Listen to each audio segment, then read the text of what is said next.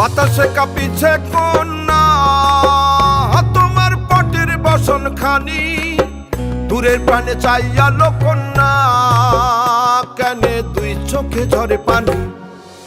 নয়া গাঙ্গের পারে গো বৃক্ষ, বৃক্ষের চিরল চিরল পাতা, কে তুমি সুন্দর কন্যা, তোমার মুখে নাই কেন কথা।